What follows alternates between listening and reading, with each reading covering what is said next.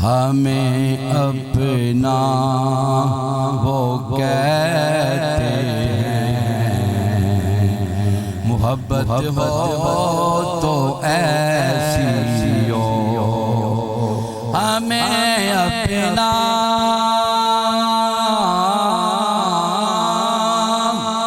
وہ کہتے ہیں، محبت ہو تو ایسی ہو، ہمیں رکھتے ہیں نظروں میں، عنایت ہو تو ایسی ہو، ہمیں رکھتے ہیں نظروں میں، عنایت ہو تو ایسی ہو،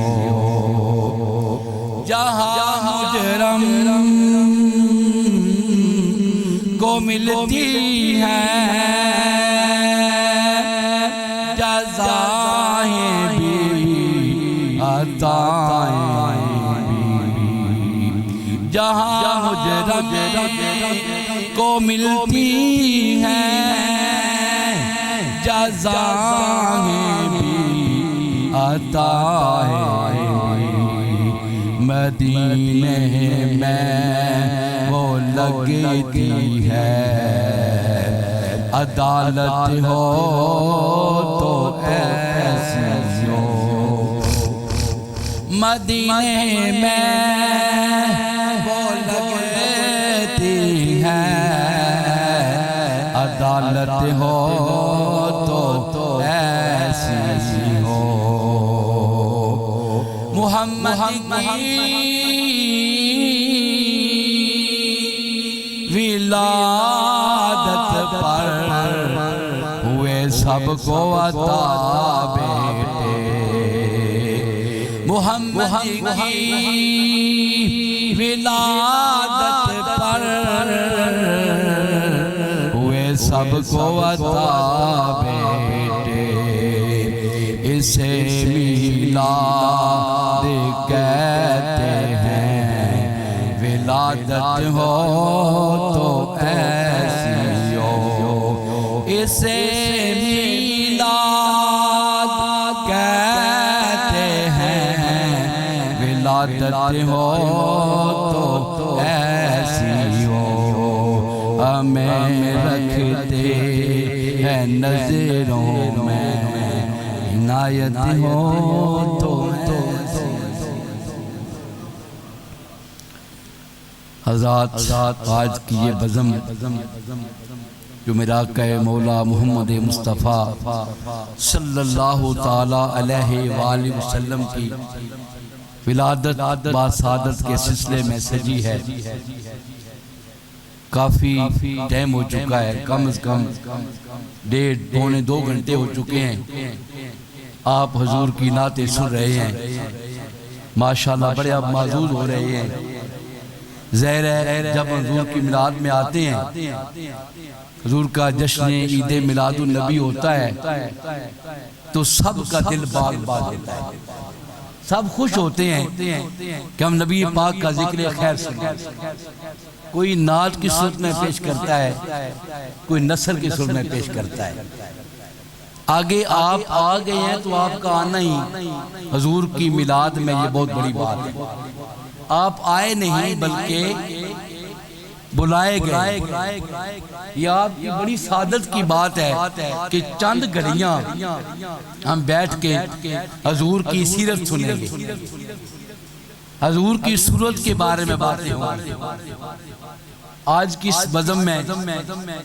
جو خصوصی خطاب تھا وہ تو امام رضوی صاحب کا تھا، لیکن آج ہر بندہ اس بات سے آگاہ ہے کہ تحریک لبیک یا رسول اللہ صلی اللہ علیہ وسلم کے دھرنے میں جو لوگ وہاں پہ شامل ہیں، وہاں پہ گئے ہوئے ہیں، اور کچھ لوگ رستے میں انتظار میں ہیں، ان کا تعلق بھی اس تحریک کے ساتھ ہے تو وہ نہیں آ سکے، سکے. یہ تمام انتظامیہ جو ہے وہ اس بات پہ بیچارے سب سے مدد کر رہے ہیں کہ وہ خطیب صاحب ہمارے آ نہیں سکے. تو الحمدللہ آج ہمارا خصوصی کتاب جو ہے ہمارے عزیزم توقیر حیدر صاحب کا ہوگا. یہ نتھوڑ سے تشریف لائے ہیں اور آج کی بزم میں موجود ہیں. ہم سب ان کو آدن و سالم و مرحبا کہتے ہیں. اللہ تعالیٰ ان کو زندگی عطا فرمائے. میرے دوستو، میرے آقا کریم کے متعلق اللہ نے قرآن میں فرمایا کل انی رسول اللہ علیکم جمیعہ، کہ محبوب یہ اعلان کر دو کہ میں کائنات کی ہر چیز کے لیے رسول بن کے آیا ہوں. ہر ایک کے رسول، ہر ایک کے لیے رسول بن کے آیا ہوں. آج کائنات میں کتنی چیزیں ہیں اور ان کا ذکر کیا جائے تو ہم وہ کائنات کی چیزیں گن نہیں سکتے. کائنات میں اتنی چیزیں ہیں ہم ان کو گن نہیں سکتے. لیکن میں قربان جاؤں اس کمری والے کی ذات گرامی پر کہ اللہ نے جن کو تمام جہانوں کی رحمت بنایا اور کائنات ہر چیز کی رحمت بنایا. انسان تو انسان ہے ہی نا. ایک یہودی بھی اسلام نہیں لایا، حضور کی بارگاہ میں حاضر ہوئے، عرض کرتا ہے یا رسول اللہ صلی اللہ علیہ وآلہ وسلم، میں نے یہ خبر جب سنی ہے کہ آپ اللہ کے نبی ہیں، میں آپ پر ایمان لانے کے لیے آیا ہوں، لیکن میں یہ چاہتا ہوں کہ وہ جو سامنے درخت کھڑا ہے نا اس کو آپ بلائیں اور وہ آپ کے پاس آ جائے. آپ اس درخت کو بلائیں اور وہ درخت آپ کے پاس آ جائے. آپ فرمائے تو جا کر یہ پیغام دے دے، تو جا کر یہ پیغام لے کر جا کہ تجھے کمری والے مصطفیٰ کریم بلا رہے ہیں. اب وہ کہتے ہیں صحابی جب اسلام لائے نا، کہتے ہیں خدا کی قسم میں نے جب جا کر حضور کا پیغام اس درخت کو سنایا، وہ درخت نے ہلتے ہوئے اپنی جڑیں کھیلی، حضور کی بارگاہ میں آ گیا، حضور کی بارگاہ میں پہنچ گیا اور آگے کہتا اشہد ان لا الہ الا اللہ واشہد ان محمد رسول اللہ. اے اللہ کے نبی میں گواہی دیتا ہوں کہ آپ اللہ کے رسول ہیں. یار انسان تو انسان ہے نا. اب کائنات کا ہر ذرہ، کائنات کی ہر چیز جن کے دل ملا کر فرمایا میں سب کے لیے نبی بن کے آیا ہوں، سب کو میرے نبی کا مطیع بنا دیا، سب کو میرے نبی کا مطیع بنا دیا.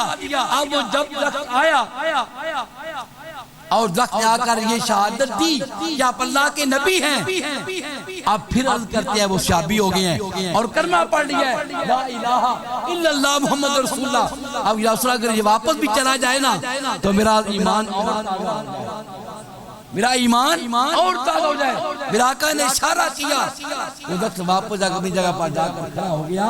اب یہ دیکھے کہ قدر نبی دی او ایک جانا اے دنیا دار کمینے،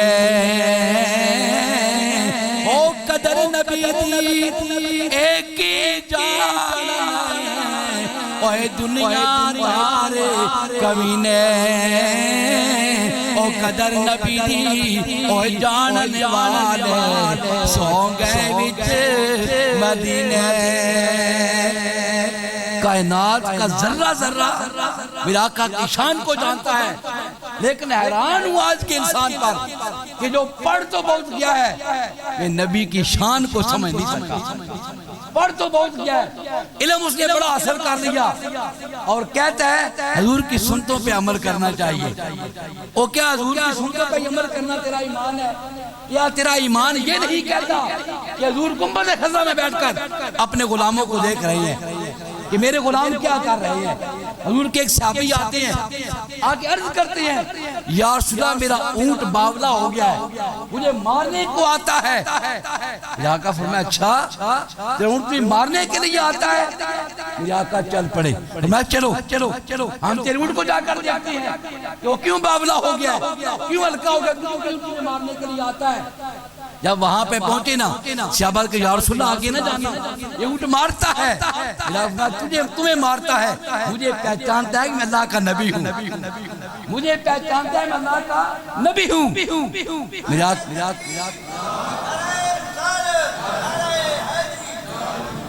میرے آقا نے فرمایا او تمہیں نہیں جانتا مجھے جانتا ہے۔ میرے آقا اس کے پاس پہنچے نا تو حضور کی کان میں کوئی بات کر رہا ہے،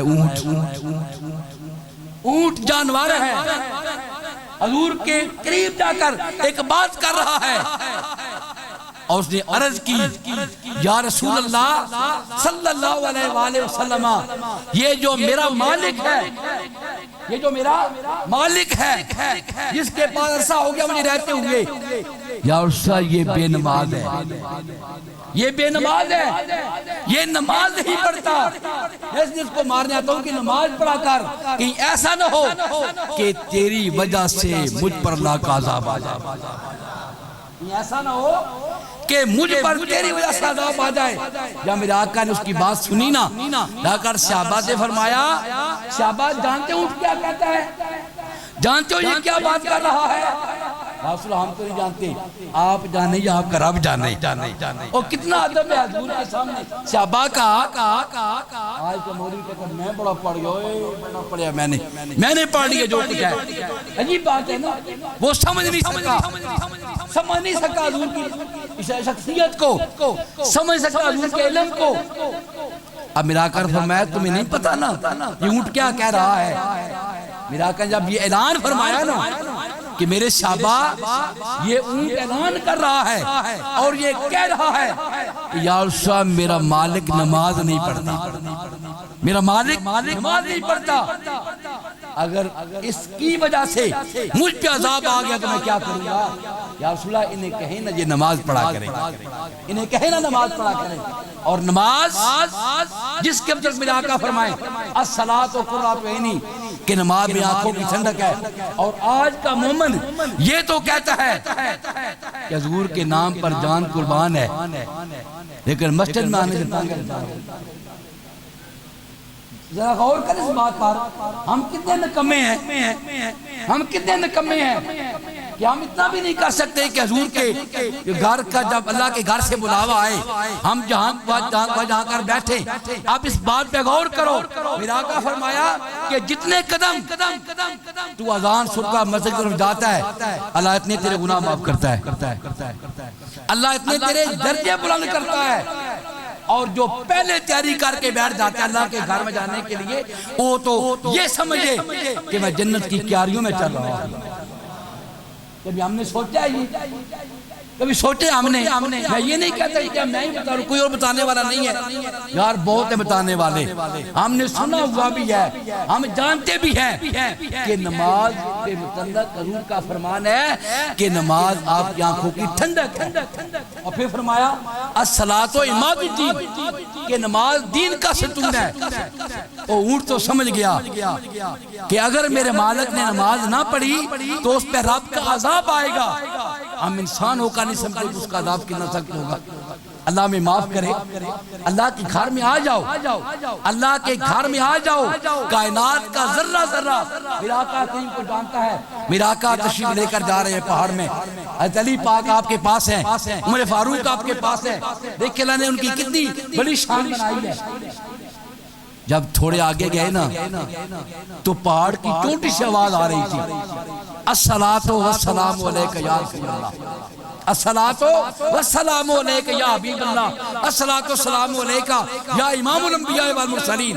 جب یہ آواز حضرت علی پاک عمر فاروق کی کانوں میں پڑی، عرض کرنے لگے یا رسول اللہ صلی اللہ علیہ وآلہ وسلم یہ کون آپ کا عاشق ہے، کون آپ کا عاشق ہے جو پہاڑ کی چوٹی پر بیٹھ کر آپ پہ سلام بھیج رہا ہے؟ کون ہے وہ؟ میرا آقا فرمایا وہ کوئی انسان نہیں، وہ کوئی جانور نہیں، وہ پتھر ہے، وہ پتھر ہے، وہ